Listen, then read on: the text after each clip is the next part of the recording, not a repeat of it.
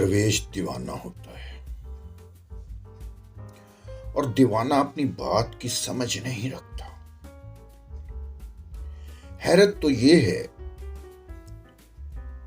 کہ اس بات کو لوگ فلسفہ حیات سمجھنے لگتے ہیں۔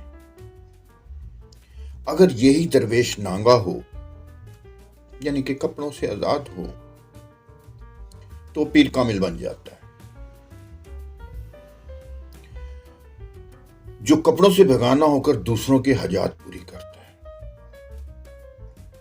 یعنی کہ خود کی حاجات وہ پوری نہیں کر سکتا، ایسا پیر کامل جو خود کی حاجات تو پوری نہیں کر سکتا مگر دوسروں کی حاجات پوری کرتا ہے، اور دوسرے بھی ایسے ہوتے ہیں جو اس پر اعتقاد رکھتے ہیں۔ دیوانہ درویش۔